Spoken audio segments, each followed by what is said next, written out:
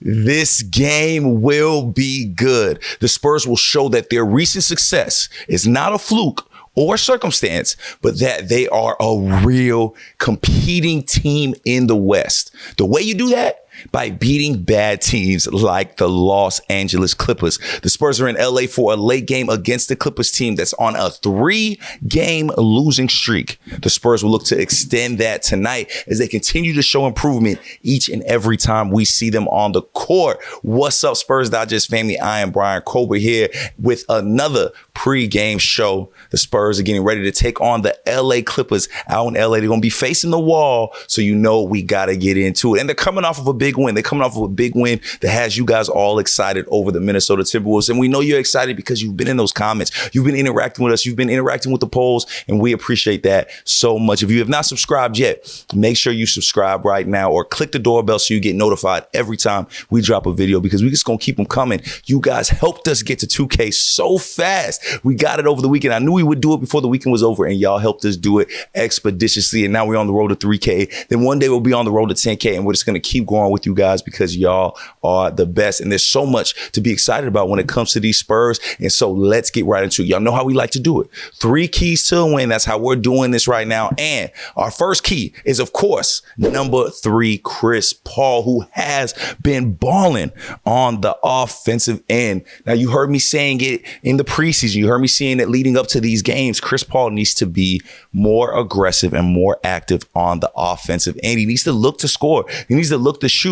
Chris Paul still has it, right? Those skills that he has as far as shooting and scoring, those aren't going to go anywhere, because it's not like, the last few years he's needed to be super aggressive in creating his own shot. He finds ways to get those nice mid-ranges, those nice floaters, and even find himself open on the three-point line, and he has been far more aggressive. 3 for 6 from the three the last time they played, when they played the Minnesota Timberwolves. And to me, guys, that's a win right there. To me, if you got Chris Paul shooting like that, 15 points, 13 assists, that is what you want to see. He even added 4 rebounds, and that is how he affects his game. Chris Paul's going to do anything to win. He is a winner, and he's going to do anything to help these Spurs win. And I think he's a huge key tonight. The guard play for the Clippers is tough. The guard play for the Clippers is very, very tough. I got to imagine they'll put Norman Powell on Chris Paul. I can't imagine they put James Harden on him. I got to imagine maybe James goes to Julian Champagnie, but who knows? Maybe it's James Harden. Regardless, to me, I think these are 2 matchups that Chris Paul can actually exploit.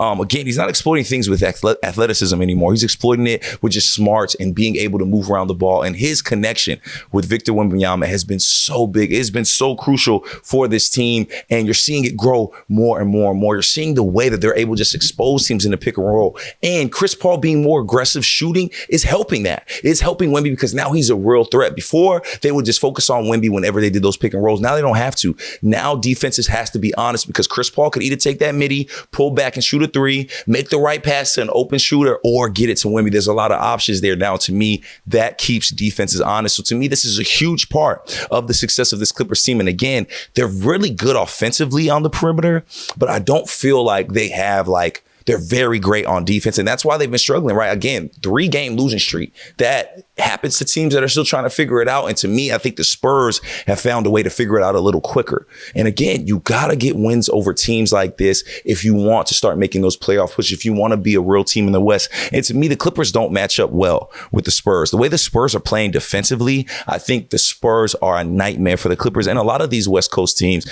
And Chris Paul is going to be a big part of that and the way he plays. And then let's talk about it. We mentioned the defense.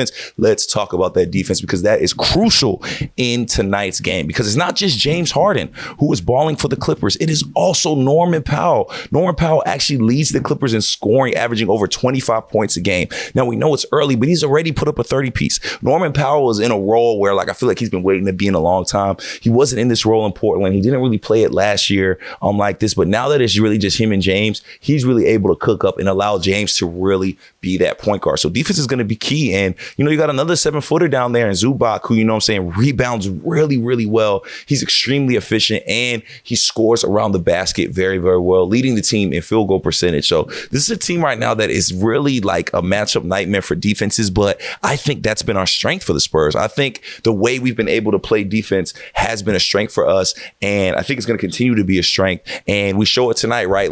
James Harden is not an easy guard.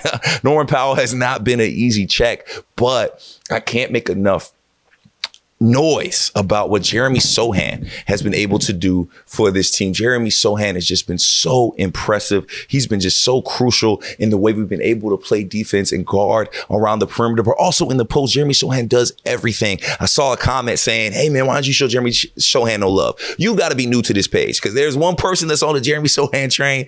It is me. And it's just because the guy just plays great basketball. He's consistent. He's efficient. He does all of those things you want to see from a guy that isn't your go-to scorer or your star, but is somebody that's going to be a pivotal part of this offense. I mean, he had 19 points in the win, second leading scorer. Like, that's what Jeremy Sochan can do. He's not going to have games where he's only getting 4 or 6 points. He's going to be putting up double digits, but he's also going to rebound. He's also going to guard the best players on the court, and that is what Jeremy Sochan does. I don't think he gets enough credit, so please don't allow me to be somebody that's not giving him credit, because I feel like Jeremy Sochan to me is the most important piece we have next to Wemby right now, even more important than Chris Paul. I know that sounds crazy, but just let time tell it. Because again, when you have a big man, his counterpart, that other person that's down there with him, whether that's a 4 or 5, is so crucial. You have to find that right pick. And that's why you look at a team like the Denver Nuggets. Aaron Gordon is the perfect for a guy like Jokic, because Aaron Gordon knows how to cut. He knows how to get to the rim. He can catch lobs. He plays tremendous defense. He rebounds. He does all that dirty work, but he also is able to expand almost Jokic's skill set, right? Because Jokic is an amazing passer. He's a phenomenal passer. So when you have a cutter like that in Aaron Gordon and he's going to be in the right spot at the right time, it helps a lot. And I feel like, not, of course, the same style of play, but a very similar combo is going to be Victor and Sochan, and they're going to be able to count on each other for a really, really long time. And Wemby's going to need a guy like that. And Wemby, of course, is our last key. He is important. We need Wemby just to keep being Wemby. Keep being aggressive on both ends of the ball. Keep trying to score. Keep showing that you are the man on this team. Yes, you have veterans like Harrison Barnes and Chris Paul out there that, can hit shots and do a lot of great things. However, Victor, this is your team. You are the star. You are the ticket. So, bruh, let those shots fly. Let them keep going. He has not shot well from the 3-point line, but I don't care. Keep shooting. I don't mind you shooting 7 3-point shots, because it keeps the defense honest. And it's why other guys are able to get off. It's why Keldon's are able to come off the bench and be such a spark plug. All of these things happen because of the way that Wemby has been able to play the game.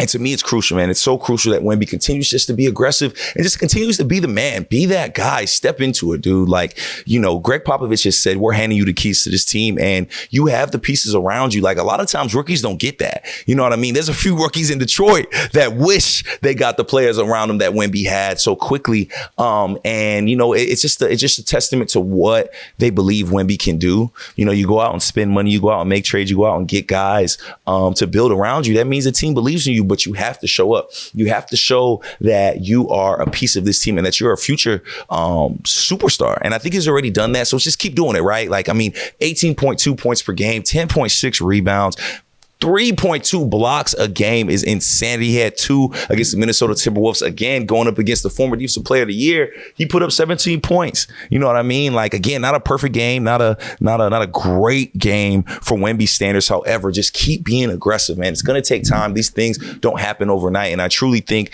that, Wemby is just starting to get into his bag. But this is one of those games right here. Zubac got no business guarding you, bro. They do not have a 4 that can guard this guy, Victor. So tonight's the night, man, where you get off, bro. You're going to have to start racking up these 30-piece games, because that's what stars do. And I really think tonight could be a 30-piece for Victor Wembanyama. I'm actually interested to hear who you guys think will be the leading scorer tonight, because again, I kind of was thinking Keldon was going to be the leading scorer last week. Last game, it just kind of made sense with the way he comes off the bench. But I think this game right here, this is a game where he can ball out and show out, because again, the Clippers aren't a good team. They're on a 3-game losing streak. And I very much think we beat this Clippers team. And that's what you do, right? That's what you do when you're trying to make a playoff push, is you have to beat these teams that are at the bottom of the West. And I don't think the Spurs are going to be at the bottom of the West anymore. I really don't. I truly feel that, they're one of those teams now that are serious, that are real competitors. And yeah, man, I'm excited to see it. I'm excited to see what these guys are able to do tonight, man. This is another pregame show. I'm Bryan Colbert, your host here with Spurs Digest. We appreciate y'all so much, man. Leave the comments, man. I know how excited you guys are to see your Spurs. And again, racking up those back-to-back wins is so crucial. And that is what we can do here tonight. I love seeing what Pop has done with this team. I've loved to see the way these guys have just kind of just stepped into their role. And we're missing key pieces. We're missing Tre Jones. We're missing Devin Vassell. So again, there is a lot of things to be optimistic about. And I cannot wait to see the Spurs get this win tonight. Spurs family, I'm Bryan Colbert Jr. This is the Spurs Digest pregame show. Until next time, I'm out.